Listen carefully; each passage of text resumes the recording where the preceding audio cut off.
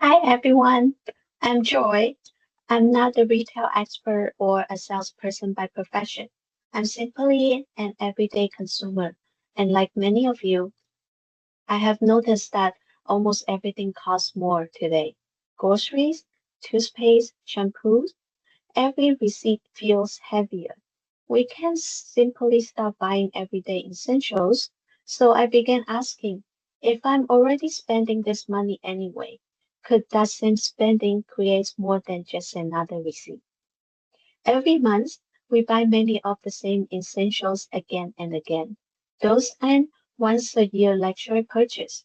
They are part of our everyday life. As prices rise, each purchase matters more. We usually ask, is the price fair? Is the quality good? Is it convenient to buy? But perhaps there's another question that we should ask. After I take the product home, what value does the purchase leave behind? We're surrounded by advertisings, reviews, social medias, recommendations, and limited time offer. When money feels tighter, we want clear choices. But more information doesn't always make our life easier. Sometimes it creates more noise. The challenge today isn't simply buying less, it's choosing wisely. I don't think awareness means criticizing people for what they already buy. It means pausing long enough to ask, do I really need this? Why do I trust it? And what happens after I pay? We may not change our habit immediately, but one thoughtful question can change the way we see our choice. So in the traditional model, the relationship often ends at checkout. The consumers pays and receive the product. On the other hand, a collective model asks whether the purchase can also connect to experience, optional sharing, and build a community. This doesn't mean every purchase automatic pays someone back. It means the structure can recognize the value created by many consumers differently. The question isn't whether we should spend more, it's whether we spend the spending we already do can travel further. To me, my ideal consumer experience would start with these four things: qualities I can trust, fair pricing, loyalty that is recognized, and a relationship that feels like more than a transaction. It reminds me of a small town grocery store where the cashier would know all the customers by their name. Shopping still involves money, but trust and human connections are part of the experience.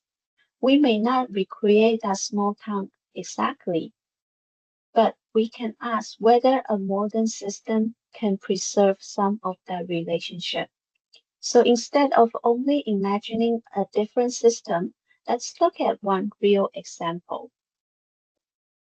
Atomy is one company that tries to combine everyday products, direct distribution, and a consumer community.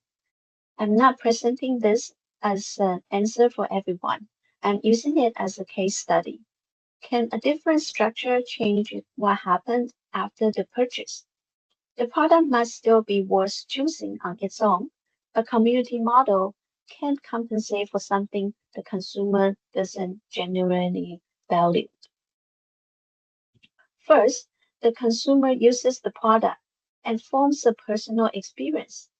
If it's worth sharing, the recommendation may help someone else make a choice, and repeat choice can gradually form a community.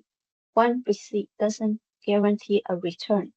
People, activity, and the company's role determines what happens next. The consumer still holds the power to choose in every step. So at the end of my presentation, I'd like to invite you to remember the next time you shop, don't only ask, what does this cost? Ask, what does this spending create? Sometimes the answer may simply be a useful product, and that can be enough.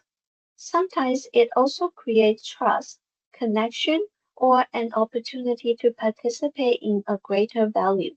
When everything costs more, every purchase deserves that second question. Experience it, ask questions, decide for yourself. Thank you for listening.